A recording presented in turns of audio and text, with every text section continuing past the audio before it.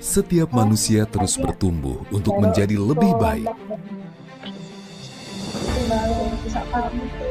bertumbuh untuk mengejar cita-cita,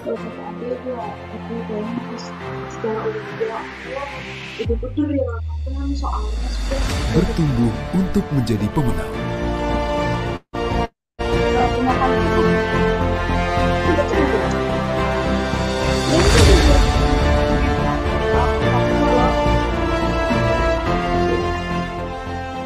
Keberanian menjadi kunci utama kami untuk terus bergerak maju dalam meraih impian dan harapan.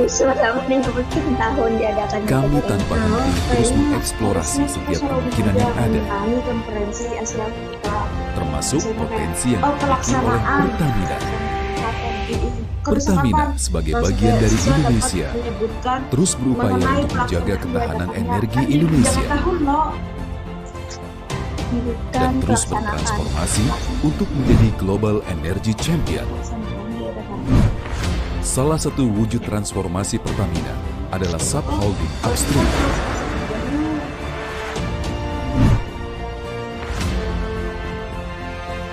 Sebagai subholding upstream, PHE mengelola operasi dan portofolio usaha di sektor hulu migas secara profesional dan optimal.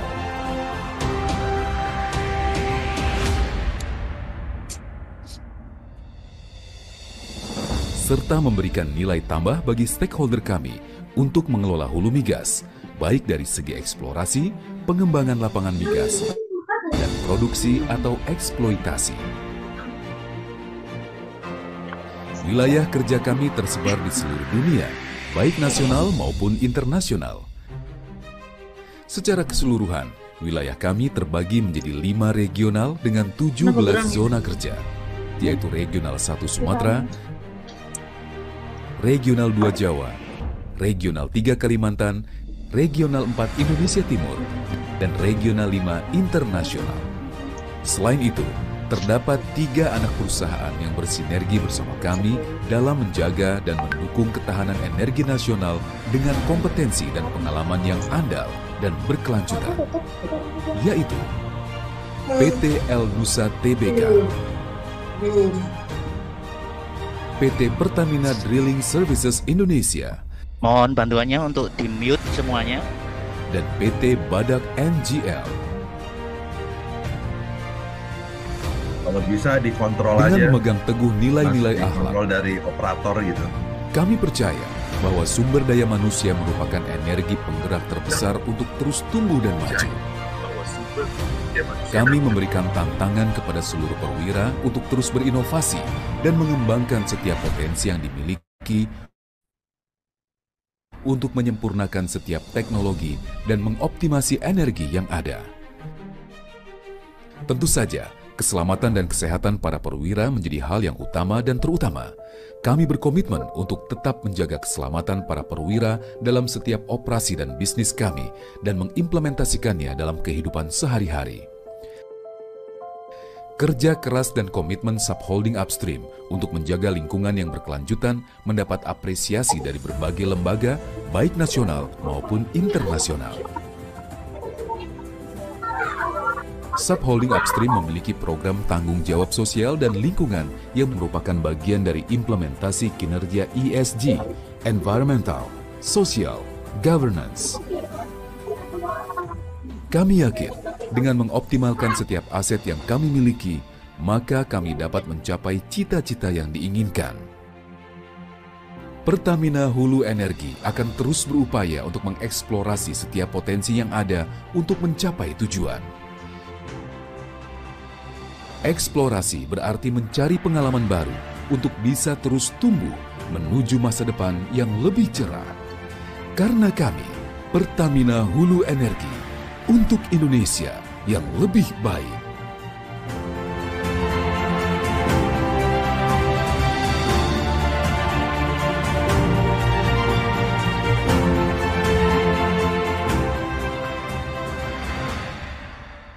Pertamina Hulu Energi, explore the potential. We are the energy.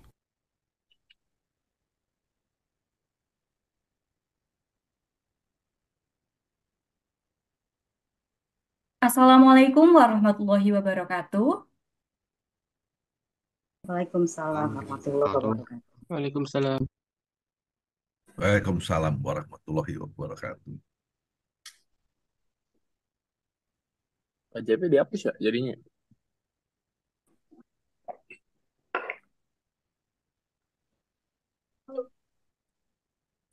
Mbak Ais masih mute. Oh, mohon maaf ya.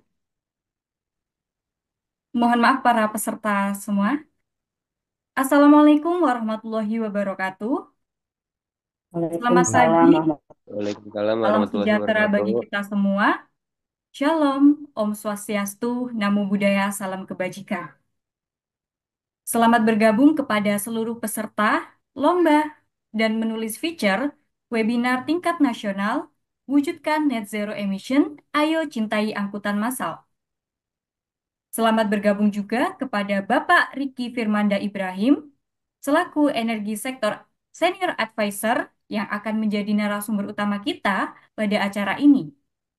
Tak lupa juga ada perwakilan pelaksana, Ibu Indah Wahyu Utami selaku Ketua Departemen Sejarah Universitas Negeri Malang, Dr. Sumardiansyah selaku Presiden AGSI atau Asosiasi Guru Sejarah Indonesia, dan Ibu Ika Dewi Retnosari selaku penasihat dan pegiat komunitas Sinau Bareng Cagar Budaya atau Sigarda. Sebagai informasi, webinar nasional dan pengumuman pemenang lomba ini terselenggara berkat kerjasama antara NNC, Universitas Negeri Malang, Sinau Cagar Budaya, dan Asosiasi Guru Sejarah Indonesia. Tak lupa, acara ini didukung oleh PT Pertamina Hulu Energi PHE dan PT Perusahaan Listrik Negara PLN Indonesia Power. Webinar nasional ini merupakan acara puncak dari kompetisi menulis feature tingkat nasional Ayo Cintai Angkutan Massal yang terbagi dalam 2 kategori, yaitu kategori guru dan mahasiswa serta kategori pelajar. Namun, sebelum acara dimulai, izinkan saya untuk memperkenalkan diri terlebih dahulu. Perkenalkan, nama saya Aisnur Adilah yang akan memandu jalannya acara ini dari awal hingga akhir. Dengan harapan agar acara berjalan dengan lancar dan dengan harapan agar acara memberi kebermanfaatan bagi kita semua, marilah kita memanjatkan doa sesuai dengan agama dan keyakinan masing-masing. Berdoa, kami persilahkan.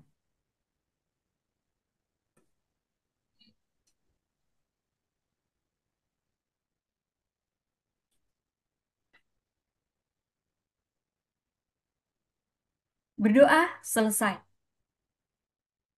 Sebagai wujud cinta tanah air, marilah kita mengawali acara ini dengan menyanyikan lagu Indonesia Raya.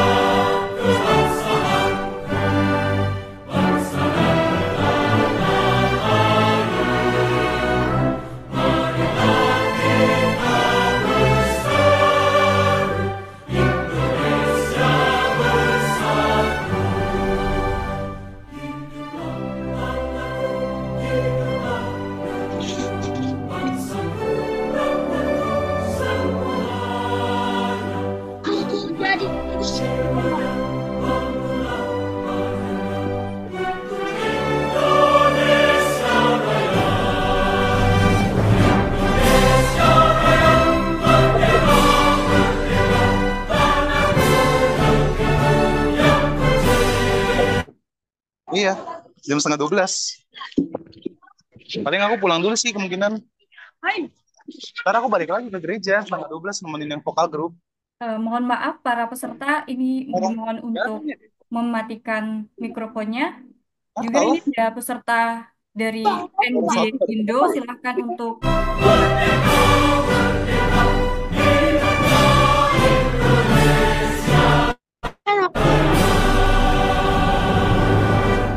Dia jadi bapak ya, nama enggak pink tuh kedua lu iya itu para sangat peserta tinggi. Tapi emang boleh sebenarnya. mematikan mikrofonnya agar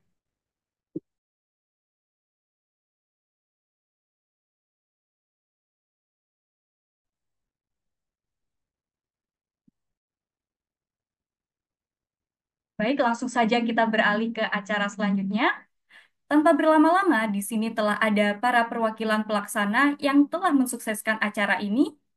Di sini telah ada Ibu Indah Utami selaku perwakilan dari Universitas Negeri Malang sekaligus Ketua Departemen Sejarah Universitas Negeri Malang. Kepada Bu Indah, kami persilahkan untuk menyampaikan sambutannya. Baik, terima kasih Mbak Ais. Selamat pagi. Assalamualaikum warahmatullahi wabarakatuh. Pertama, marilah kita panjatkan puji syukur kepada Tuhan Yang Maha Esa karena kita bisa berkumpul di sini dalam acara webinar nasional sekaligus pengumuman pemenang lomba feature dengan tema Wujudkan Zero Emission, Ayo Cintai Angkutan Massal. Ini adalah suatu tema yang baik sekali untuk merespon tantangan yang sedang kita hadapi saat ini ya dengan perubahan dengan climate change, perubahan iklim global dan lain sebagainya. Kita sudah menyaksikan bagaimana dalam sejarah begitu eksploitasi alam yang berlebihan itu dan juga perubahan pola transportasi itu membuat pada akhirnya menimbulkan banyak masalah begitu ya. Dan memang kalau kita mau belajar dari negara-negara yang sudah jauh lebih maju, angkutan massalnya lebih baik, mereka bisa dengan baik begitu ya mengurangi apa emisi karbonnya begitu ya. Sementara di Indonesia tentu saja ini masih PR bagi kita semua. Mungkin kalau di Jakarta angkutan massalnya sudah relatif lebih baik ya, tetapi untuk kami yang di Malang misalnya angkutan massalnya mungkin belum terlalu bisa diandalkan sehingga ini menjadi tantangan bagi kita semua bagaimana caranya untuk mengajak masyarakat untuk kembali menggunakan angkutan massal dan juga kepada berbagai stakeholder itu untuk bersama-sama menyediakan angkutan massal yang nyaman begitu ya dan bisa diandalkan sehingga tujuan kita semua untuk mengurangi efek buruk dari emisi karbon itu eh, bisa segera terlaksana tetapi tanpa upaya dari semua pihak saya rasa itu akan sulit dan apa yang dilakukan oleh teman-teman LMC ini adalah suatu hal yang saya kira baik sekali karena mengajak kita semua, menggugah kesadaran kita semua untuk bergerak bersama-sama untuk mewujudkan zero emission gitu dengan menggunakan angkutan massal. Saya ucapkan selamat kepada semua yang sudah masuk di tahap ini, semua peserta, dan terima kasih kepada penyelenggara yang lain yang juga bekerja sama dengan LMC, eh, misalnya dari Aksi, dari Sigarda, dan terima kasih juga kepada Pertamina dan PLN Indonesia yang juga ikut menyukseskan acara ini. Terima kasih sekali lagi. Selamat pagi dan semoga acaranya bisa berjalan dengan lancar. Assalamualaikum warahmatullahi wabarakatuh. Waalaikumsalam warahmatullahi wabarakatuh. Terima kasih Ibu Indah Utami atas sambutannya dan semoga harapannya juga akan tersampaikan di kemudian hari.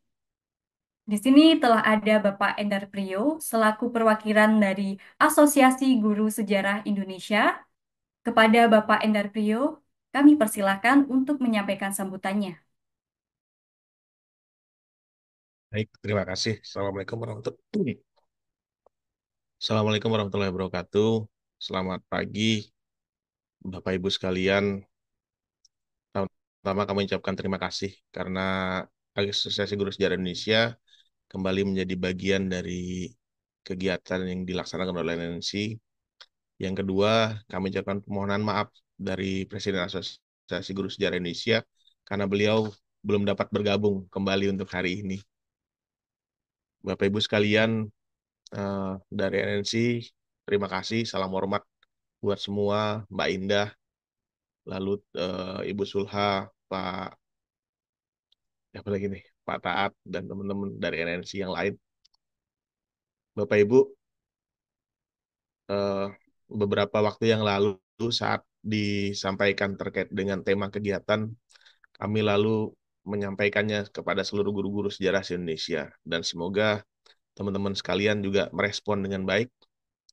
Dan akhirnya sampailah kita pada kegiatan hari ini. Kami ucapkan terima kasih kepada PT PLN dan Pertamina Hulu Energi yang telah mendukung kegiatan ini. Semoga kegiatan ini masih akan berlanjut, kegiatan-kegiatan seperti ini.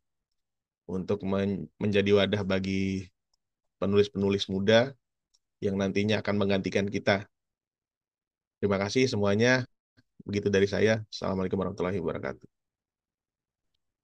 Baik, terima kasih Bapak Endar atas sambutannya dan juga harapan baiknya kepada kita semua.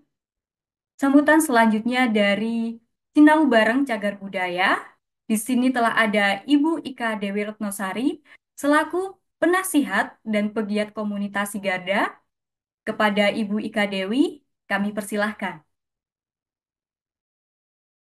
Terima kasih, Mbak. Selamat pagi. Assalamualaikum warahmatullahi wabarakatuh.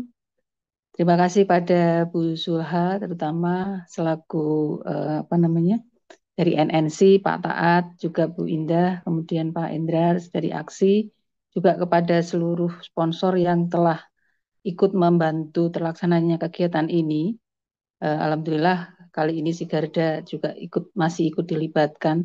Satu hal yang saya sempat melihat dan begitu tertarik adalah tulisan-tulisan dari teman-teman yang menjadi peserta di kalangan guru dan mahasiswa ternyata bisa membuat feature dengan bahasa yang menarik, dengan pembahasan yang menarik dan informasi yang juga menarik dan cukup jelas, kemudian sangat asik untuk diikuti. Satu hal yang kemudian membuat saya itu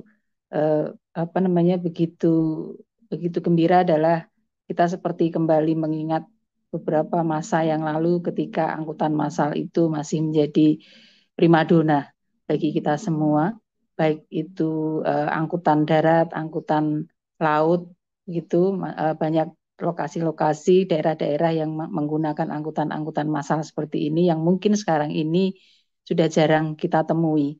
Tetapi rupanya memori dan ingatan tentang angkutan-angkutan massal ini masih cukup melekat di ingatan masyarakat umum. Nah, mungkin nanti akan menjadi PR bagi kita semua adalah bagaimana kita tetap bisa mengedepankan angkutan massal sebagai alternatif untuk mengurangi emisi, nol emisi mengupayakan nol emisi di dunia global. Tetapi memang tidak mungkin, tetapi paling tidak kita akan mengurangi banyaknya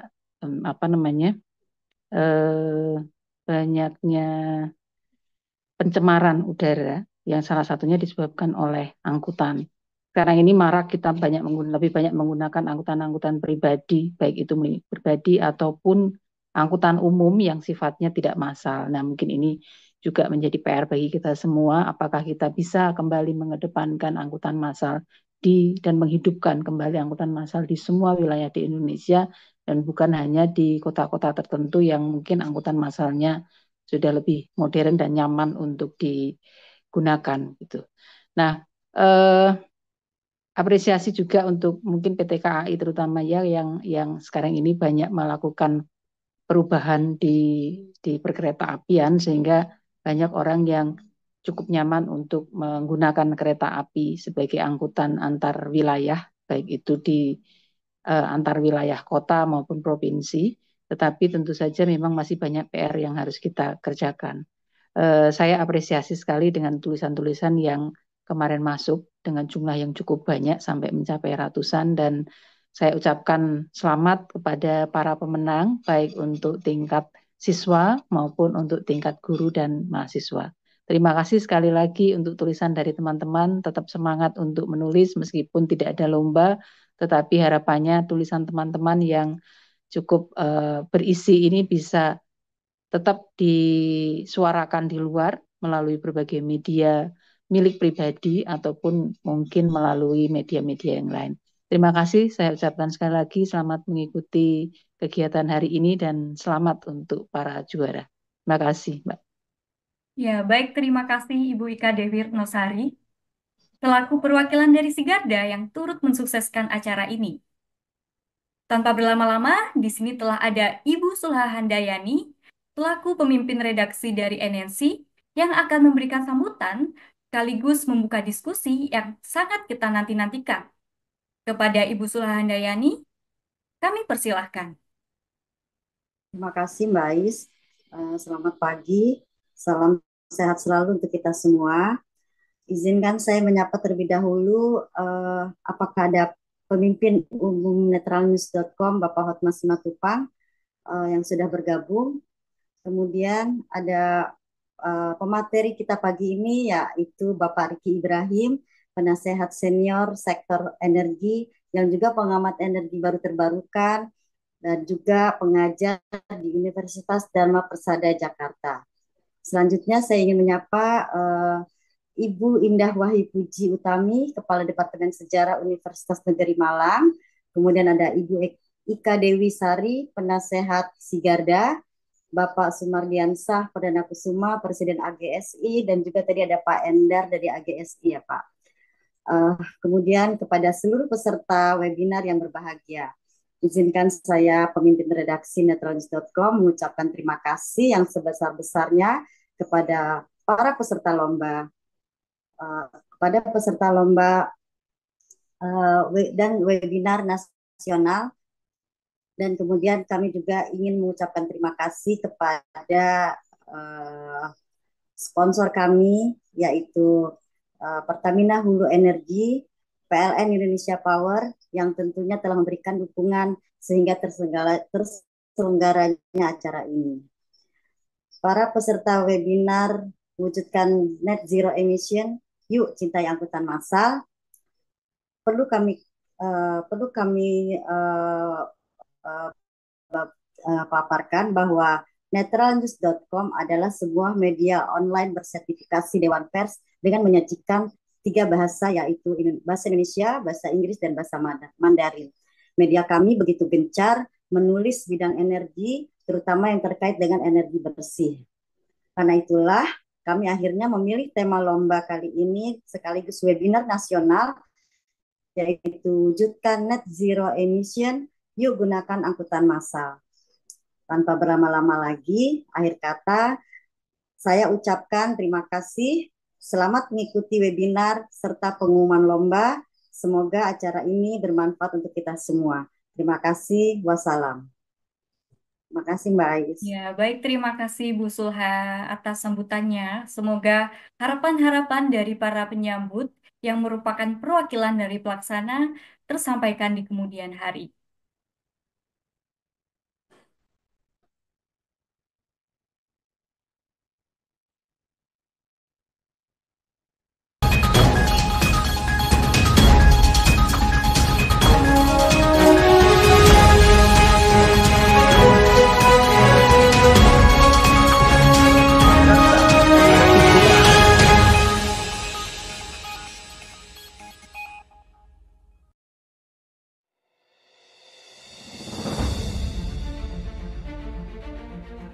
Setiap manusia terus bertumbuh untuk menjadi lebih baik. Bertumbuh untuk mengejar cita-cita.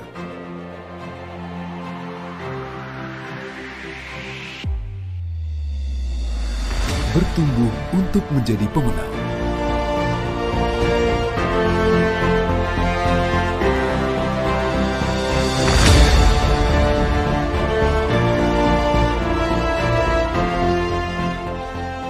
Keberanian menjadi kunci utama kami untuk terus bergerak maju dalam meraih impian dan harapan. Kami tanpa henti terus mengeksplorasi setiap kemungkinan yang ada, termasuk potensi yang dimiliki oleh Pertamina. Pertamina sebagai bagian dari Indonesia terus berupaya untuk menjaga ketahanan energi Indonesia dan terus bertransformasi untuk menjadi Global Energy Champion.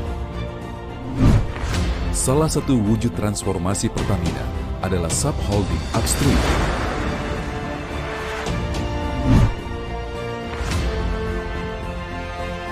Sebagai subholding upstream, PHE mengelola operasi dan portofolio usaha di sektor hulu migas secara profesional dan optimal.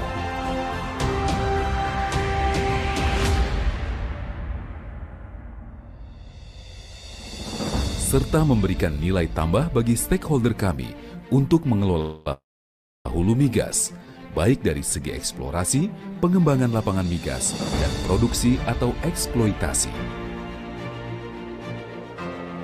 Wilayah kerja kami tersebar di seluruh dunia, baik nasional maupun internasional.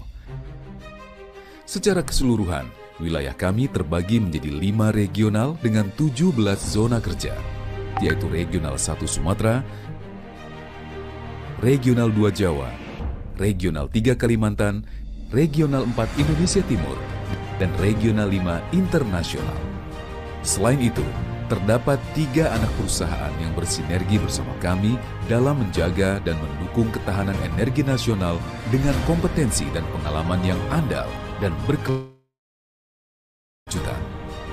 yaitu PT El Nusa Tbk,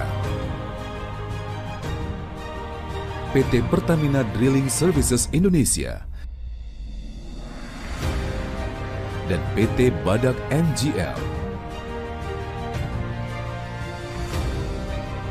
Dengan memegang teguh nilai-nilai akhlak, kami percaya bahwa sumber daya manusia merupakan energi penggerak terbesar untuk terus tumbuh dan maju.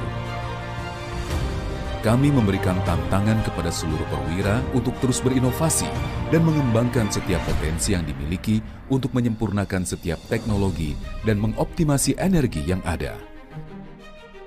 Tentu saja, keselamatan dan kesehatan para perwira menjadi hal yang utama dan terutama. Kami berkomitmen untuk tetap menjaga keselamatan para perwira dalam setiap operasi dan bisnis kami dan mengimplementasikannya dalam kehidupan sehari-hari. Kerja keras dan komitmen subholding upstream untuk menjaga lingkungan yang berkelanjutan mendapat apresiasi dari berbagai lembaga, baik nasional maupun internasional. Subholding upstream memiliki program tanggung jawab sosial dan lingkungan yang merupakan bagian dari implementasi kinerja ESG, Environmental, Social, Governance. Kami yakin dengan mengoptimalkan setiap aset yang kami miliki, maka kami dapat mencapai cita-cita yang diinginkan. Pertamina Hulu Energi akan terus berupaya untuk mengeksplorasi setiap potensi yang ada untuk mencapai tujuan. Eksplorasi berarti mencari pengalaman baru untuk bisa terus tumbuh menuju masa depan yang lebih cerah. Karena kami, Pertamina Hulu Energi, untuk Indonesia yang lebih baik.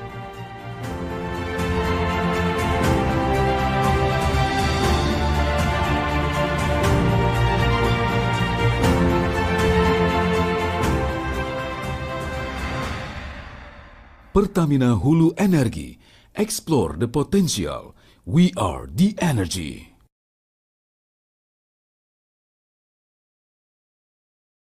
Baik, terselenggarakannya acara ini terjadi berkat kerjasama antara netralnews.com, Universitas Negeri Malang, Asosiasi Guru Sejarah Indonesia, serta Sinau Cagar Budaya Indonesia. Dan tak lupa didukung oleh PT Pertamina Hulu Energi PHE dan PT Perusahaan Listrik Negara PLN Indonesia Power. Tanpa berlama-lama, masuklah kita pada acara inti, yakni penyampaian materi, webinar, dan diskusi oleh Bapak Riki Firmanda Ibrahim, selaku Energi Sektor Senior Advisor. Di sini Bapak Firmanda juga berpengalaman dalam sektor energi, mulai dari teknik, manajemen, pengembangan bisnis, hingga konsultasi termasuk 20 tahun berkarir di sektor hulu maupun hilir untuk minyak gas dan bumi. Teman-teman, dapat dipastikan kita akan mendapatkan banyak manfaat dari penyampaian materi Bapak Riki Firmanda ini.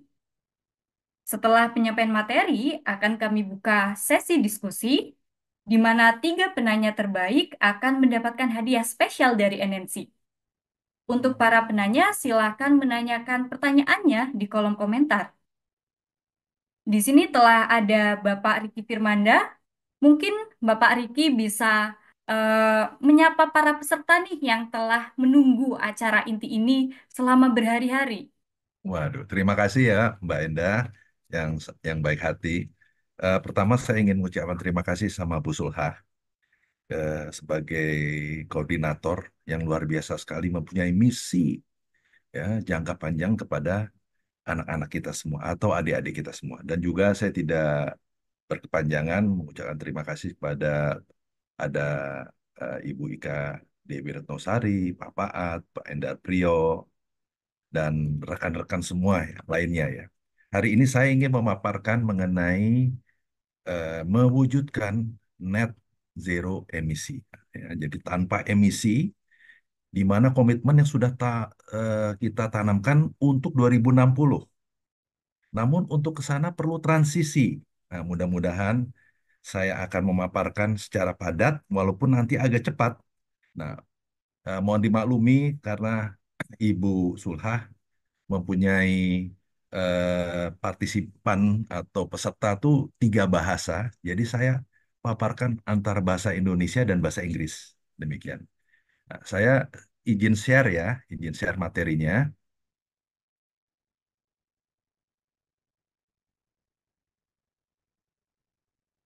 Bismillah, share. Bisa kelihatan nih? Enggak ya? Sudah. Udah bisa? Bisa ya? Ya, sudah bisa Bapak. Sudah. Ya, terima kasih. Terima kasih.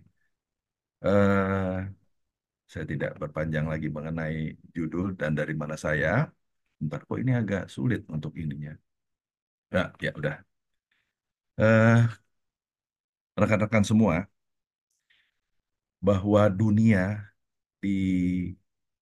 diyakini bahwa saat ini panasnya itu sudah meningkat, ya. Tidak seperti dulu lagi. Ya. Dan panasnya ini juga dapat mengakibatkan adanya hal-hal bencana dan perubahan iklim. Oleh karena itu, masyarakat di dunia yang tiap tahun mengadakan perkumpulan atau rapat pemimpin-pemimpin dunia berkomitmen, mari kita untuk menjaga kehidupan di dunia ini tidak lagi dengan meningkatkan emisi karbon, karena emisi karbon merusak kaca, ya, rumah kaca dunia.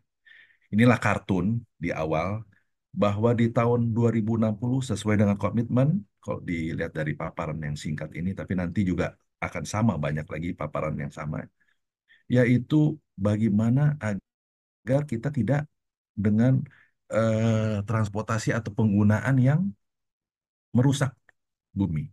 Ya, ya. Nah, hari ini tentu saya mulai dengan isu-isu untuk mencapai net zero emisi tadi, ya, atau komitmen tadi. Mengapa? Dengan kalimat mengapa, tentu juga nanti ada beberapa yang menopang dari mengapa ya. Kenapa sih kok kita menuju ke sana? Ya, terus kenapa melalui transisi untuk situ? Kenapa nggak tiba-tiba ke sana yang sulit? Ya banyak suara atau banyak masukan-masukan yang ditampung tidak hanya di Indonesia tapi di dunia.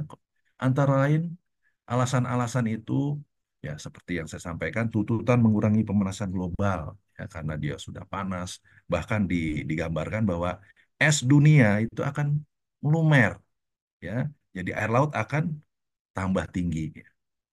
Banjir dan sebagainya itu pun juga karena air lautnya tinggi, air dari pegunungan tidak serta-merta bisa masuk ke laut karena tertahan gitu ya. Terus juga ada isu ya karena jaminan pasokan energi fosil ya bahkan bahan bakar seperti batu bara dan lain-lainnya juga ternyata habis. Ya bukan energi terbarukan, energi fosilnya energi kotor dan akan habis gitu. Hal lainnya kita alami di COVID 2019 yang lalu, betul-betul mencekam ekonomi dunia, tidak hanya di satu negara, tapi seluruh dunia. Ini pun juga menjadi alasan yang kuat ya. Dan alasan-alasan lainnya tentu ada di dalam paparan ini, ya. Bagaimana meningkatkan kembali dengan dunia baru, ya, dengan penuh IT, kesempatan kerja dan sebagainya ya. Alasan lain dan tidak tertinggalan adalah ketahanan energi nasional.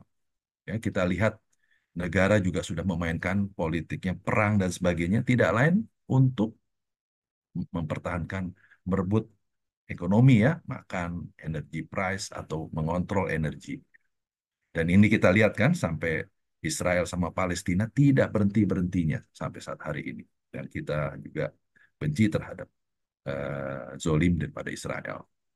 Dan di sisi lain, ya tadi saya sampaikan, jelas dunia melalui komitmen setiap tahun ya mengharapkan negara-negara yang memiliki komitmen bersama untuk meningkatkan energi terbarukan, terus efisiensi dalam pemakaian listrik, pemakaian energi itu sendiri ya, sehingga dapat percaya hal ini akan lebih baik lagi kehidupan dan cara berpikir, tidak lagi dengan kendaraan misalnya tadi, ayo mari kita rubah cara berpikir kita tidak lagi dengan memakai BBM, tetapi dengan memakai mobil listrik misalnya, ataupun hidrogen ke depannya. Itu pun nanti saya secara singkat saya sudah dapatkan materi-materinya.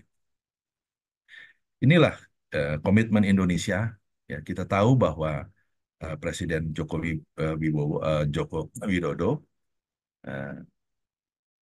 di depan masyarakat dunia memiliki komitmen bahwa bangsa Indonesia pun sangat concern terhadap penurunan emisi yang terjadi semakin hari semakin meningkat. Kecuali itu, Presiden kita Joko Widodo ya pada saat itu pun juga ya, artinya Presiden sekarang pun juga sama, mempunyai komitmen yang sama bagaimana menjaga ketahanan energi nasional. Ya, karena ketahanan energi nasional menopang ekonomi bangsa ya, dengan kondisi yang tidak menentu ya, artinya ke depan itu tantangan dunia semakin sulit. Ya. Kedua juga bagaimana untuk kita menguasai teknologi energi ke depan. Ini pun juga menjadi tantangan, namun kami percaya harus kita yakinkan bahwa Indonesia, kita harus yakinkan bahwa kita punya sumber daya alam yang besar. Kita mempunyai anak-anak bangsa yang luar biasa. Ya. Tidak ada hadiah pun banyak menulis. Nah, ini salah satu contoh. Dan selanjutnya tentu yang perlu kita ketahui bahwa perusahaan nasional listrik ini pun juga di dalam transisi energi tadi, khususnya mengenai trilema bagaimana memastikan bahwa kita affordable itu kita mampu, kita bisa membeli tidak mahal, harganya yang sesuai dengan kemampuan kita, dan tentu yang reliable, yang real bisa selama-lamanya kita pergunakan, ya, dan juga berkelanjutan. Dan untuk itu tentu ya, kita harus menguasai digitalisasi, digitalisasi negara maupun dekarbonisasi yang tadi ada hubungannya dengan bagaimana penurunan net zero emisi. Ya, itu salah satu komitmen dari PLN sebagai perusahaan negara. Nah, bagaimana saat ini dengan kesiapan kita semua? Nah, ini penting sekali.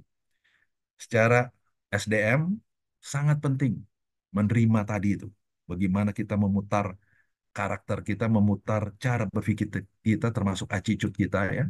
Lalu juga bagaimana menopang regulasi yang ada, ya, masyarakat yang tanggap dan mendukung komitmen pemerintah agar mencapai ekonomi sesuai dengan komitmen dunia, ya.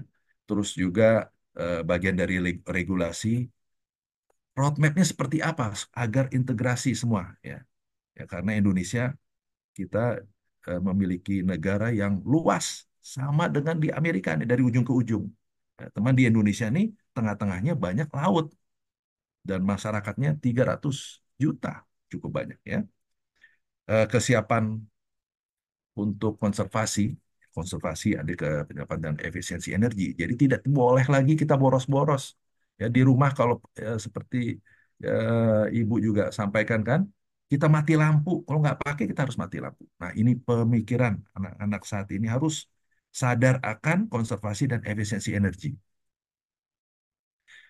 Dan tentu kelembagaan melalui webinar hari ini, kami pun mempunyai tanggung jawab sebagai pemimpin dunia di dalam transisi ini. Kita juga punya tanggung jawab bagaimana mensosialisasikan informasi ini dengan baik gitu. Mudah-mudahan informasi ini selalu baik.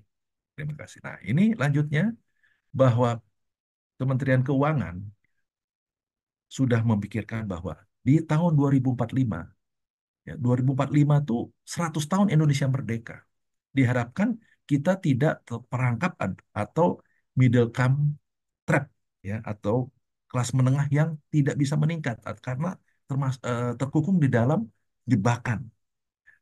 Diharapkan 100 tahun Indonesia merdeka kita sudah mencapai lebih dari eh, batas, ya, high income yang eh, kita gambarkan. Tentu kita harus kerja keras di sini ya. Jadi diperkirakan di tahun 2045 nanti penduduk kita 324 di sini kan. Ini semua meningkat ya. Bagaimana dengan menjaga itu sendiri? Ekonomi pun harus meningkat. Ya, dan tentu juga kesiapan yang paling paling penting generasi muda. Ya, teman-teman semua, rekan-rekan semua yang kami harapkan ini benar-benar ya. Bagaimana untuk mencapai Indonesia 100 tahun. Ya, pada saat itu pun juga ya disampaikan bahwa ya, kita prediksi perekonomian dunia, Indonesia termasuk 5 besar di dunia. Nah, oleh karena itu, ya, pemerintah sudah menyiapkan integrasi untuk mencapai NZE tadi kan, emisi tadi. Ya, beberapa pemerintah, kementerian khususnya, harus berintegrasi melalui instruksi-instruksi Presiden, Perpres, ya, ya, maupun juga undang-undang. Saya pikir juga undang-undang sebentar lagi adalah undang-undang energi terbarukan yang akan keluar. Semua ini integrasi sudah disiapkan. Paparan lain melihat dari integrasi tadi, ini pun juga pemerintah tetap berkomitmen ya dengan adanya, boleh katakan bahasa Inggrisnya adalah climate change. Nah, agenda-agenda ini ya di NDC determine apa namanya negara-negara yang punya komitmen sama pada tahun 2060 tadi. Ya, untuk mencapai situ tentu hal ini ditopang dengan targetnya di tahun 2060 tentu sebelumnya bagaimana kondisi. Nah, ini pun pemerintah memiliki roadmap yang lengkap ya. Indonesia tidak hanya the only one. Negara-negara lain pun mempunyai komitmen sama. Mari kita lihat bahwa Indonesia tidak tertinggal. Oke. Berikutnya yang perlu kita bahwa untuk mencapai 2060 melalui 2030 di Kementerian SDM atau Energi, khususnya yang membawahi sektor kelistrikan, juga sudah mendukung untuk merubah pemikiran melalui pembakaran-pembakaran atau pembangkit listrik dengan tidak memakai atau mengurangi batu bara. Nah, ini sementara menjadi andalan pada waktu saat ini, ya, tidak sampai 2060 tentu dengan menggunakan apa namanya penurunan melalui biomass dan sebagainya. Tapi ketenaga listrikan juga mempunyai roadmap yang boleh katakan terukur, diharapkan pada tahun 2060 tadi penurunannya 93% emisi tadi. Ya. Kementerian lain dalam hal ini masih Kementerian SDM juga sudah bisa menggambarkan sampai tahun 2060. Coba lihat ada warna kuning dan warna biru serta hijau, dan yang makin tipis adalah warna yang ini bentuknya, kalau saya lihat ini adalah warna abu-abu atau warna hitam biasanya, yaitu penggunaan dari fosil. Dan ke depan warna kuning, kita kita negara yang kaya akan matahari, jadi kita harapkan dengan teknologi solar PV akan mendukung energi ke depan, belum lagi dengan energi hidrogen ke depan, terus juga penguasaan karena Indonesia kaya akan samudranya, ocean, itu pun juga ya, akan menopang energi nasional. Inilah ya kesiapan dari Kementerian SDM yang sudah melihat roadmap-nya atau arah tujunya di tahun 2060 seperti apa. PLN nanti ke 2060 itu pun juga diharapkan sudah memiliki eh, transmisi yang menyeberangi kepulauan. Jadi transmisi karena di Indonesia ini ada kepulauan di tengah-tengah, itu pun juga harus dipikirkan, dan PLN sudah siap membuat jaringan ya, dan insya Allah kita secara nasional ya menggunakan energi terbarukan dari ujung Sumatera bisa kita kirim sampai ke NTT, demikian. Dan tentu untuk Papua, Kalimantan dan sebagainya kita mempergunakan energi terbarukan setempat ya, seperti di Maluku dan Papua sangat kaya akan energi, hidronya sangat energi luar biasa besarnya ya, sama seperti di Kalimantan. Rekan-rekan semua, transisi menuju boleh katakan net zero emisi di tahun 2060. Kiat-kiatnya mudah-mudahan tercapai dengan beberapa time frame yang diukur setiap kurang lebih 5 tahunan lah, kurang lebih ya. Nah, inilah langkah-langkah, baik dari sisi supply maupun di demand. Kecuali itu, ini saya juga memaparkan mengenai betapa kayanya Indonesia ya, melalui berbagai skenario, kita pun juga tidak tertinggal, tidak hanya pembangkit listrik, tetapi transportasi, industri pun ya, tetap kami bisa dukung atau direncanakan dengan baik ya. Industri yang friendly terhadap pemanfaatan atau penggunaan tadi. Transportasi demikian juga ya, sesuai dengan tema hari ini, yaitu ayo kita pergunakan, ya, kita rubah, jangan kita pakai kendaraan sendiri-sendiri, tapi ayo kita menggunakan kendaraan massal, dan ke depan penguasaan dari bukan mobil kendaraan yang menggunakan BBM, tapi menggunakan listrik ataupun hidrogen. Nah, teknologi inilah yang harus kita juga dapat kuasai. Potensi energi terbarukan di Indonesia yang kaya raya, Mbak. Lihat nih, potensi kita mau apa aja ada. Surya, matahari, ya itu tidak putus-putusnya. Hydro besar, bioenergi, biomass tadi kan besar, bayu angin pun juga di beberapa lokasi sangat menjanjikan. Geothermal, karena Indonesia dilingkari oleh Ring of Fire, apa namanya, lingkaran bumi tadi kan, gunung berapi, Indonesia juga kaya, boleh katakan nomor 2 di dunia terkaya. Ocean, itu juga teknologi yang harus kita kuasai segera. Nah, ini menunjukkan bahwa kembali lagi, mari kita manfaatkan ya keberkahan dari apa yang kita diberikan oleh Tuhan Yang Maha Esa. Menuju transisi energi di 2060, tampak program yang lebih detail ya, sehingga bisa kita baca tidak hanya nanti produksi itu seperti di paparan sebelumnya, kita tergantung kepada energi terbarukan. Namun Indonesia pun sudah memikirkan bagaimana penguasaan teknologi PLTN. Apa itu? Nuklir. Ya, ya saat ini Indonesia merencanakan pemakaian nuklir, namun juga harus penguasaan itu aman terhadap kebocoran dan sebagainya. Lainnya, nah ya yang saya ingin share ya, bahwa keadaan dunia semakin memberi tekanan, artinya keekonomian dunia kompetisi yang begitu tinggi kompetisinya, yang berdampak langsung juga dengan pengurangannya energi BBM saat ini, sehingga tentu kita harus cepat menguasai teknologi tadi, jangan sampai tergantung impor. Intinya itu dalam paparan ini.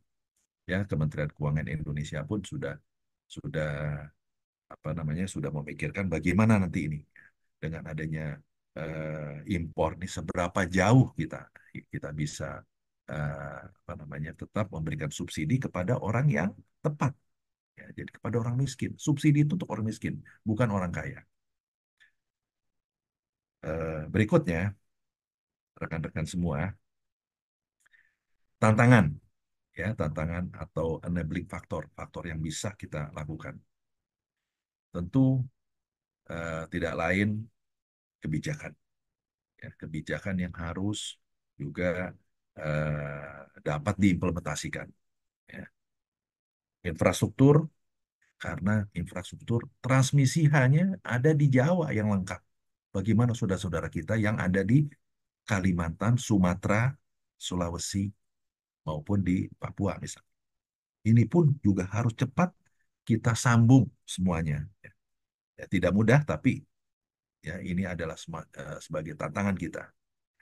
Tidak hanya itu, ke depan itu juga harus kita smart, harus pintar dengan IT. Ya, oleh karena itu istilah smart IT itu ada smart grid-nya bagaimana? Grid-nya tadi ya, smart grid. Jadi nanti kalau penggunaannya pakai sumber daya berbagai macam, ya, tidak hanya dari sumber daya yang besar, yang kecil pun, ya, dia harus ada teknologi yang bisa mengadjust. Karena listrik perlu ditransmisi, perlu juga di-adjust. Kalau nggak nanti dia masuk ke rumah kita juga jadi uh, rusak. Dukungan finansial, jelas ini dukungan finansial bukan hanya kepada pemerintah atau rakyat. Ini adalah dunia, jadi ini adalah concern dunia. Ya, ingat rekan-rekan semua, adik-adik semua ya. Jadi dukungan finansial betul bukan hanya Indonesia. Kita harus berpartisipasi, tapi ini adalah tanggung jawab dunia. Kita minta dunia juga harus bertanggung jawab terhadap net zero emisi. Teknologi harus kita kuasai, ya, research center, ya, BRIN dan sebagainya harus kita tingkatkan. Ya, jangan sampai kita ketinggalan hanya kita membeli. Investasi untuk itu tentu sangat besar sekali. Ya, di dalam paparan ini yang kami dapatkan juga dari pemerintahan, dari Kementerian SDM untuk sektor ketenaga listrikan aja. Kira-kira itu total 1,1 miliar USD, artinya billion US dollar, ya, million sorry ya, million US dollar, miliar, ya, untuk kebutuhan seluruhnya. Dan ini kembali lagi bukan concern Indonesia, jangan khawatir, kita harus tetap menuntut bahwa dunia pun harus concern di sini, ya, tapi kita juga harus mensiasati. Siasati bagaimana?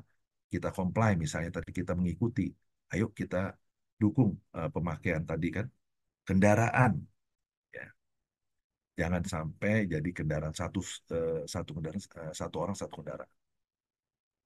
Kondisi saat ini perlu saya sampaikan bahwa di dalam ujian nyata trilema tadi di awal kan saya sudah sampaikan mengenai affordable, kemampuan membeli, juga harus reliable dan sustainable.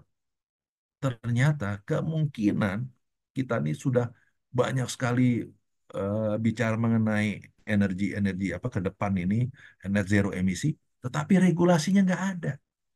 Ini penting, ya, saya sampaikan ini penting sekali. Ini bagaimana kalau kita terjadi krisis energi karena tidak ada regulasinya. Ini, ya, kita harus dorong pemerintah harus segera respon, jangan hanya pemerintah baru kita ini harus respon, ya. Jangan hanya kita panik nanti semua tiba-tiba krisis energi. Kalau blackout itu pemadaman satu kota itu mungkin bisa terjadi ya, blackout. Defisit energi ya kurang lebih ada beberapa waktu. Tapi krisis energi yang berbahaya sekali. Kenapa? Ya mungkin di daerah-daerah lain belum ada transmisinya. Itu ya. Nah ini perlu transmisi. Siapa yang membangun transmisi? Ya. Nah, inilah eh, rekan-rekan semua. Ke depan dengan kondisi saat ini bisa terjadi apabila tidak ada keseriusan dari kita semua. Untuk kendaraan, ya, terus terang kita harus bangga bahwa untuk kendaraan kita sudah, walaupun ini menjadi tantangan, memikirkan dan sudah kita lihat, walaupun masih ada kebanyakan di Jawa, yaitu SPKLU. Apa sih SPKLU? Stasiun pengisian kendaraan listrik atau stasiun penukaran baterai. Artinya Jakarta memang sudah oke lah ya, sudah tampak banyak. Tapi bagaimana di Kalimantan, Sumatera, dan Sulawesi dan lainnya? Nah, ini ya Indonesia tentu dalam menghadapi itu sudah memikirkan ini bagaimana. Loh, dan sudah dihitung, regulasi pun udah ada. Nah, tinggal implementasi. Diharapkan ke depan mobil listrik atau bukan mobil listrik, bus listrik di di ibu kota baru sudah ada eh, kereta listrik tanpa ada drivernya. Katanya sebentar lagi ada di Bali, Surabaya, dan Jakarta. Tapi kalau tidak ada pengisiannya bagaimana? Atau penukaran baterainya? Nah, ini menjadi tantangan kita semua ya. Ya. Walaupun pemerintah sudah merencanakan di beberapa tempat dan ini pun pemerintah daerah harus tangkap cepat ini. Ya, kalau tidak tetap kita masih menggunakan BBM.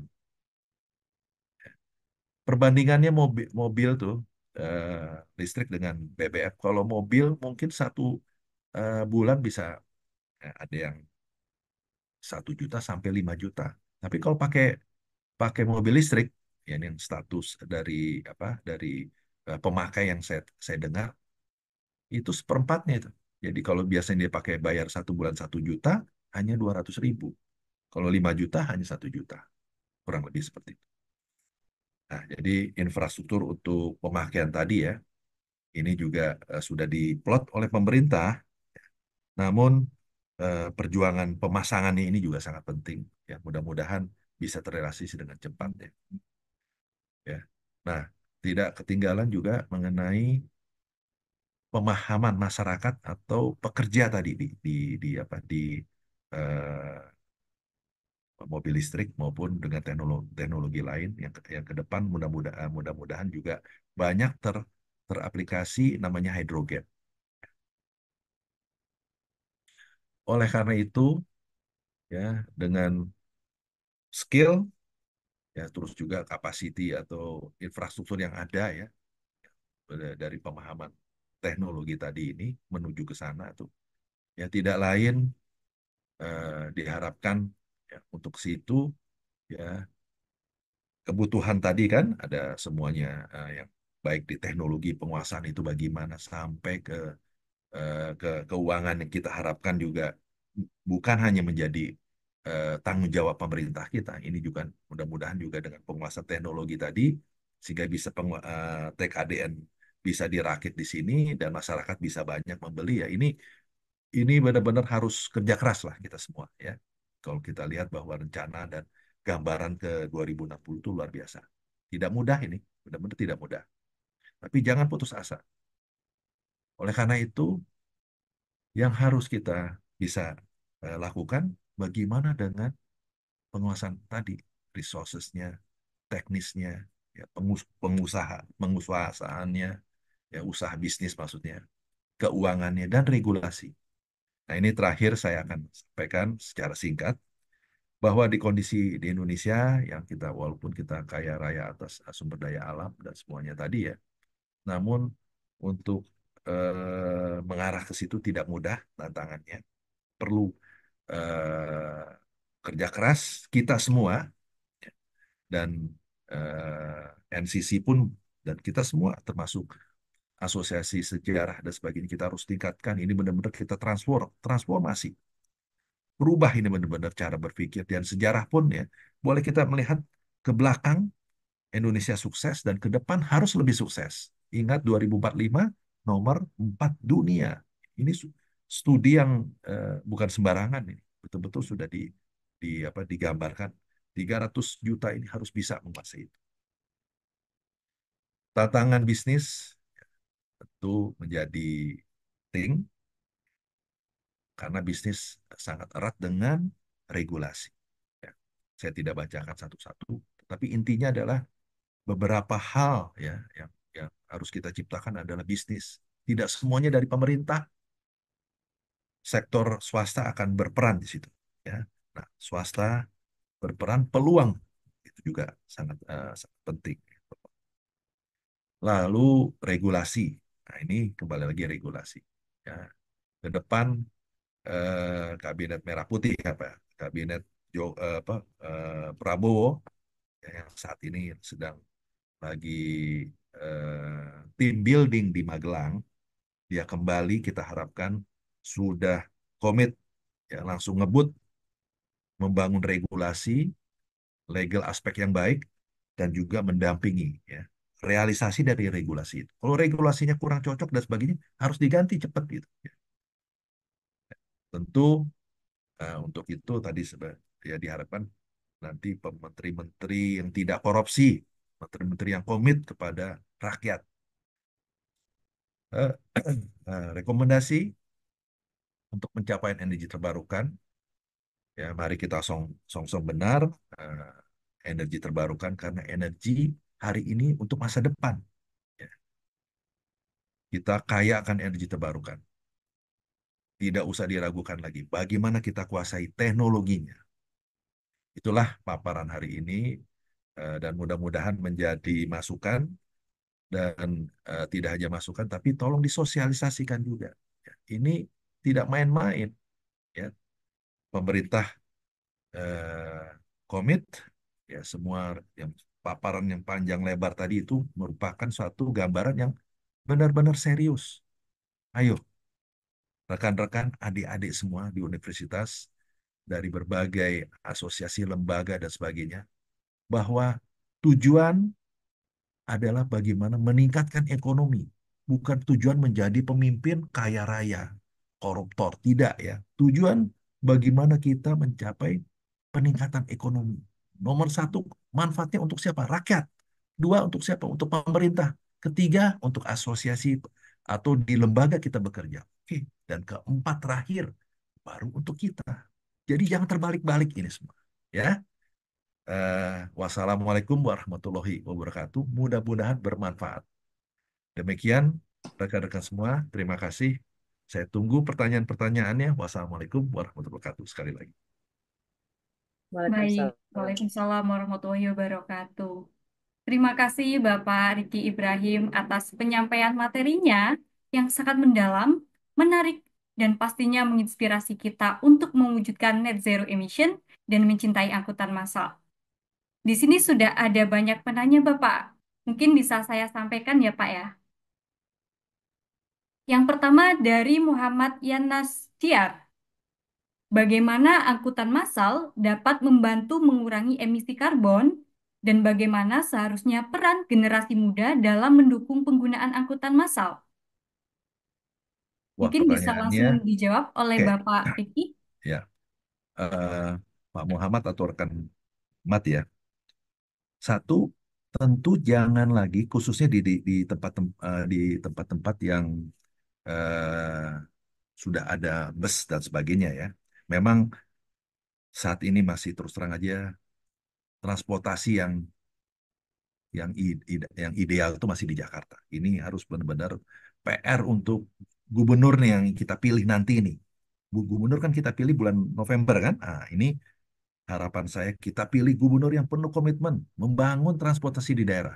Ya, kalau transportasi di daerah seperti kayak di Jakarta, busway nyaman, ada MRT, ada LRT.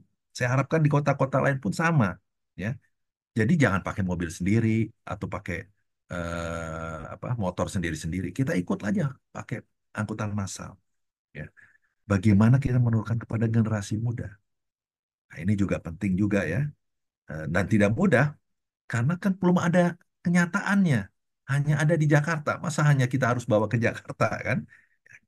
Jadi untuk generasi muda yang sudah bisa memilih, mohon maaf ini, kita pilihlah pimpinan daerah, gubernur sama bupati yang penuh tanggung jawab, yang betul-betul mencintai rakyat, bukan korupsi. Nah, gitu aja dari saya. Iya, Silahkan yang lainnya lagi. baik Bapak, terima kasih atas jawabannya. Selanjutnya ada dari Hanafi Ahmad. Mengapa pemerintah cenderung memprioritaskan membangun jalan tol dibandingkan dengan membangun jalur kereta api? Jika dilihat, kereta api adalah transportasi yang emisinya sangat rendah dan dapat menghemat emisi kendaraan. Ibarat satu rangkaian kereta api bisa mengganti penggunaan ratusan mobil bensin. Kemudian, mengapa pemerintah cenderung mengarah car-oriented dibandingkan transportasi umumnya? Saya sebagai penggemar transportasi umum, mungkin ini harus diperbaiki. Bagaimana pendapat Bapak Riki? Terima kasih, Bapak. Ya, ini juga luar biasa nih, Pak Hanafi, ya, Mas Hanafi Ahmad ini pertanyaan yang baik sekali. Jawaban saya, mestinya dua-duanya dilakukan. Betul-betul harus dua-duanya. Memang betul, kalau kita pakai kereta, eh, akan bisa menampung banyak orang, ya, dibandingkan dengan mobil. Ya, kalau mobil kan hanya berapa, isinya berapa itu, betul sekali itu. Jadi kalau kenapa, ya tentu program semua transportasi, jalan raya maupun kereta api harus dua-duanya dijalankan. Dan ini yang kita tuntut lah.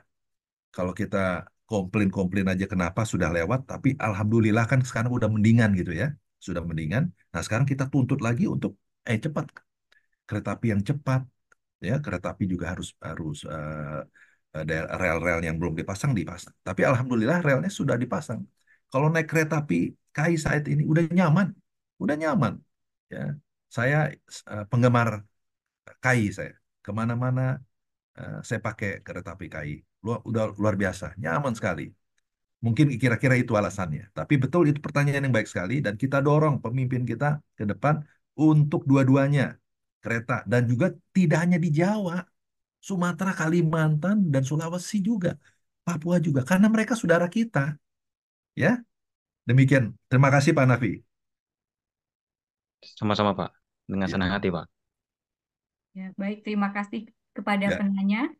Selanjutnya ada pertanyaan lain, Bapak, ya dari silakan. Saudara Irwan Setiawan. Ya, Bagaimana komitmen pemerintah yang kita harapkan untuk memajukan pemanfaatan energi terbarukan dalam dunia transportasi? Sementara masih diingatkan kita bagaimana ada anak muda Indonesia yang sudah ya, mampu membuat mobil listrik.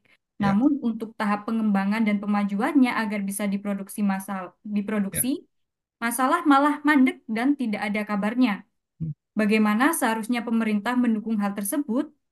Sekarang mulai kita lihat pemakaian alat transportasi listrik seperti motor listrik, namun ada sebuah kenyataan yang menunjukkan bahwa secara kekuatan atau ketahanan alat ini masih minimum dan belum maksimal. Nah, ya, Sehingga calon pembeli merasa ragu untuk membeli betul. motor listrik. Ya, Bagaimana seharusnya standar ketahanan dari alat ya, transportasi listrik untuk umum, terutama ya, motor listrik, bisa ditingkatkan sehingga ya, kepercayaan publik untuk membelinya ya. bisa meningkat.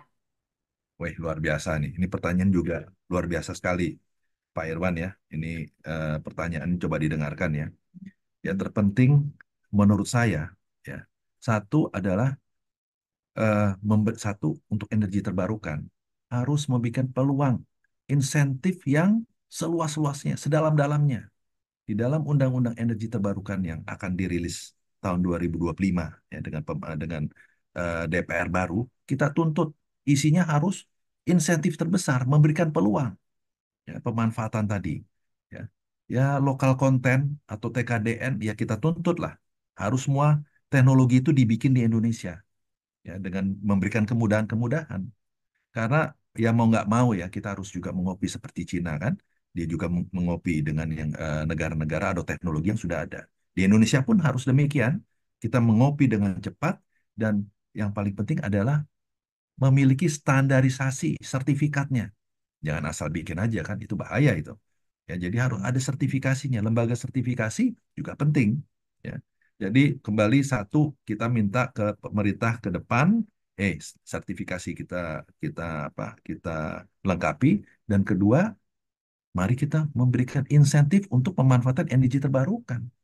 Undang-undang itu bukan untuk power wheeling, tapi insentif, insentif, fiskal insentif. Ya, bikin kemudahan, menggunakan energi terbarukan, menggunakan barang lokal, ya terus terang aja di bisa dimultiply efeknya atau trickle down dari industrinya itu luar biasa. Ini yang kita tuntut. Ya, Pak Irwan, makasih. Luar biasa. Silakan yang lainnya lagi. Ya, selanjutnya ada dari Saudara Rifandi Gusniar. Ya, Transisi energi yang terjadi ini tentunya akan mempengaruhi banyak bidang, salah satunya adalah bidang industri. ya, Seperti yang kita ketahui, energi terbarukan saat ini masihlah mahal, sehingga apabila diterapkan pada industri, maka akan menaikkan ongkos produksi. Bukankah dengan begitu secara tidak langsung akan mengurangi pertumbuhan ekonomi yang sangat bergantung pada industri yang ada di Indonesia saat ini? ya. Nah, jadi Pak Rifandi ya, sama ini dengan pertanyaan sebelumnya oleh Pak Irwan. Kita minta adalah insentif yang seluas-luasnya, sedalam-dalamnya, setinggi-tingginya. Jadi dalam undang-undang energi terbarukan. Ya. Jangan sampai kita gimana saat ini harganya juga sudah mahal, teknologinya belum ada, kita beli mahalnya luar biasa. Bagaimana kita mau bisa meningkatkan ekonomi gitu? Jadi kita minta insentif, insentif yang seluas-luasnya, insentif yang sebesar-besarnya. Ya, tidak malahan power wheeling. Ya, kita merusak sistem regulasi. Kita tetap untuk membangun ekonomi nasional dengan harga yang terjangkau. Caranya bagaimana? Ya diberikan fiskal, tax-tax, pajak-pajak yang tidak tinggi, gitu loh. Boleh barang kita impor dari luar, tapi kita kasih waktu. Kalau bisa pabrikan-pabrikan itu ada di tanah air, tapi kita kasih waktu. Saya kasih insentif hanya untuk 5 tahun, 10 tahun, begitu loh. Nggak selama-lamanya dikasih insentif, sehingga kita bisa membeli dengan insentif. Demikian, Pak Rifandi, mudah-mudahan bisa tertangkap. Tapi bagus, pertanyaan-pertanyaan ini luar biasa. Silakan lagi, Mbak Endah. Ada Bapak Ahmad, Pak, Ya, di sini mengapa pemerintah cenderung menggunakan energi pembangkit listrik menggunakan batu bara, padahal jelas-jelas emisi yang dikeluarkan sangatlah buruk. Jika dilihat, banyak sekali alternatif pembangkit listrik yang sekiranya emisinya ramah lingkungan yang dapat diinvestasikan jangka panjang. Apakah pemerintah cenderung kurangnya progres pada penggunaan pembangkit listrik ramah lingkungan dibandingkan penggunaan batu bara? Mungkin ini harus diperbaiki segera. Saya khawatir penggunaan batu bara tersebut bisa menghasilkan sumber daya alam yang tidak diperbarui. ya, Bagaimana cara pemerintah melakukan green emisi yang layak dan penggunaan yang jangka panjang dan perspektif dari Pertamina dan PLN terkait penggunaan pembangkit listrik yang ramah lingkungan? ya. Ya, jadi Pak Ahmad, pemerintah juga saat ini, bukan saya membela apa-apa ya, saya sebagai pengamat, sebagai advisor, ya, saya mengamati secara netral. Pemerintah juga berusaha untuk ke arah sana. Ya. Kenapa dia pakai batu bara? Karena tidak ada pilihan. Ya, saat ini tidak ada pilihan untuk energi terbarukan. Gitu. Ya. Masih dianggap harganya mahal, teknologinya kita belum bisa menguasai. Sedangkan yang batu bara, supply chain-nya itu sudah lengkap. Bahkan sudah dibangun, sudah ada di Indonesia. Nah, yang sudah ada dibangun, jangan dihancurkan. Jangan malah ada istilahnya face off batu bara. Ya malah mau di face off. Atau mau ada suntik injeksi mati batu bara. Ya jangan juga. Itu tetap kita pelihara, tapi energi terbarukan dikasih insentif yang besar, ya supaya dia bisa tumbuh cepat, akhirnya nanti bisa menggantikan batu bara gitu. Ya, jadi betul sekali kita perlu transisi energi. Nah, jawabannya itu. Ya, kita tuntut transisi energi yang ambisius. Bagaimana? Batu bara tetap harus jalan lah. Ya, tapi ini energi terbarukan harus diberi insentif. Motor listrik beri insentif gitu. Ya, kira-kira gitu. Mungkin jawabannya itu, Pak Ahmad. Ya, makasih. Yang lain lagi. Silakan Bu Enda. Ya, baik, Bapak. Ini ada penanya terakhir dari Silakan aja. Nggak, terusnya nggak apa-apa. Saya senang ini. oh iya, dari Saudara Erwin S. Sadirsan. Ya, izin bertanya tentang karbon kredit, mungkin bisa diterangkan Nah, karena Pertamina Foundation bisa menghasilkan lebih dari 135 miliar ya, rupiah dari ya, karbon kredit ini, sehingga mungkin bisa menambah motivasi sustainable energi dalam ya, trilema tadi. ya. Terima kasih Pak Erwin. Pak Erwin ini dosen di Universitas Pertamina, ya rekan saya. Ya. Intinya bahwa ke depan harus kita dorong yang namanya tadi karbon kredit. Bagaimana bisa kita nikmati ya pajak karbon tadi ya. Nah, ini intinya itu. Regulasinya harus segera dilengkapi karena banyak potensi-potensi yang bisa kita dapatkan dari karbon kredit tadi ya. Karbon kredit maupun teks pajak karbon ya arah ke sana. Terima kasih Pak Erwin. Jadi intinya itu tentu solusinya ya kita tahu lah cepat segera ya ada regulasinya di Indonesia ya dan saat ini di undang-undang juga belum ada kan. Undang-undang EBET-nya belum ada. Nah, di undang-undang EBET itulah perlu adanya karbon kredit, insentif terbesar ya penggunaan. Jadi orang memakai energi terbarukan mendapat insentif. Kira-kira demikian. Makasih Pak Erwin. Terima Itu. kasih banyak Pak Riki.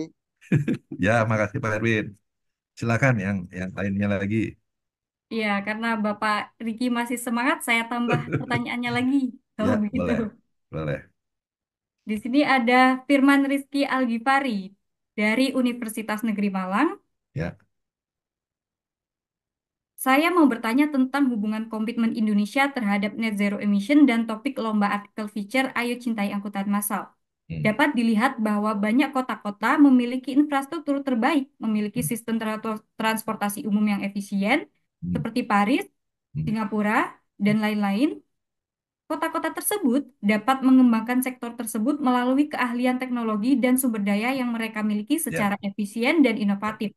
ya, Bahkan, mereka mulai bereksperimen dengan transportasi umum menggunakan energi alternatif, oke, menggantikan energi fosil untuk mengurangi emisi. ya, Pertanyaan saya adalah dengan kekayaan sumber daya dan potensi iptek yang Indonesia punyai, ya. bagaimana negara kita dapat mengembangkan sektor infrastruktur yang sama atau bahkan lebih canggih pada jangka waktu 2045 atau 2060 menurut Bapak Riki? Ya.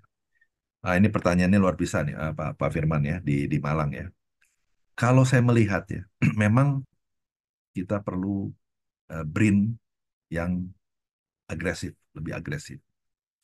Ya, karena terus terang aja ya, dalam penguasaan teknologi kita nih sertifikasinya ini kan belum belum lengkap juga ya. Ya, memang perlu kita dorong universitas-universitas menciptakan ke arah situ. Ya, tentu juga di sektor lain didampingi oleh atau didorong oleh research center seperti itu ya. Di negara lain tentu jumlah masyarakat perlu diingat tidak sebesar di Indonesia. Singapura misalnya itu. Berapa ini masyarakat? Di Indonesia luar biasa loh. Jadi kita nggak bisa juga serta-merta bisa mengcopy di situ. Ininya cara berpikir kita memang bagus. Oke, kita harus bagaimana caranya kita aplikasikan juga agar kita sama seperti negara itu. Namun itu cara berpikirnya ya. Tapi konsepnya itu harus betul-betul cermat. Karena Indonesia masyarakat kita cukup banyak. Di Asia mungkin juga cukup banyak kecuali Cina dan India ya. Cukup besar gitu. Nah, ini untuk itu kembali lagi kepada pertanyaan-pertanyaan sebelum yang saya sudah jawab. Ini November ini ada pemilihan bupati, pemilihan gubernur. Kita tusuk, kita pilih. Ajak keluarga kita yang baik, yang benar, yang punya cara berpikir dan konsep berpikir yang baik terhadap Indonesia 2045. Itulah.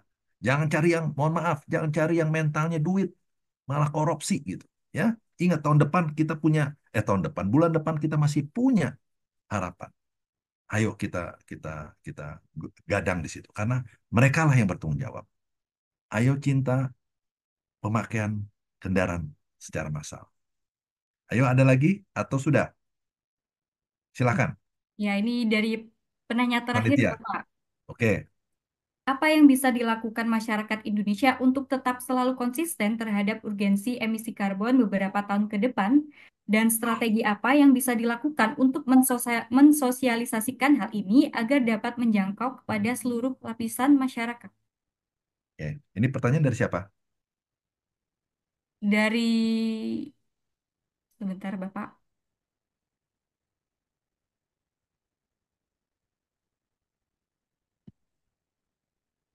Oke, mungkin gini aja, Ya, Mbak Endah. tenggelam Ya, sepertinya Bapak. pertanyaannya luas ya, sangat luas, boleh bagus juga tentunya ya. Pertanyaannya bagaimana sih memang concern dia, tapi masih pertanyaan itu tidak menyentuh bumi secara makro. Nah, ini pertanyaan itu saya lempar ke Ibu Sulha, Ibu Ika Dewi, Ibu Endar Priyo sebagai lembaga-lembaga. Bagaimana ini tanggung jawab kita semua?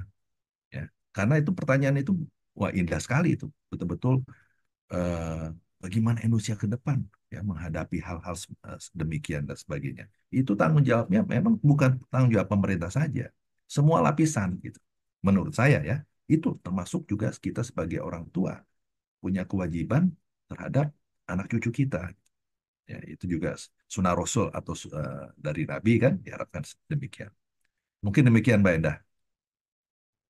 Mungkin demikian jawaban dari saya. Iya, baik. Terima kasih Bapak Riki Ibrahim. Ya, Ya, terima kasih Bapak atas penyampaian materinya yang sangat mudah bermanfaat ya untuk mudah-mudahan kita semua. bermanfaat ya. Mudah-mudahan Sangat bermanfaat. bermanfaat Bapak. Terima kasih. Dan juga memotivasi kita semua. Min. Juga terima kasih kepada para penanya. 3 para penanya terbaik akan dihubungi oleh panitia untuk mendapatkan hadiah spesial dari netranews.com. Ya, mudah-mudahan ya. Mudah-mudahan bisa 5 lah, jangan 3. Hadiahnya dari panitia. Baik, Siap Pak, siap. kami negosiasikan dengan Bu Sulha. Ya, ya, ya. Ini usulan Pak Riki kita terima deh, kasih 5 Terima ya kasih, Bu. Pak. Terima kasih, Bu. Terima kasih. Ini juga bagian dari menjawab pertanyaan terakhir tadi kan. Tanya bagaimana supaya ini kan. Ya, Ini ya, kewajiban kita semua ini, Bu. Termasuk saya juga. siap Pak. Baik, terima kasih Ya. Bapak.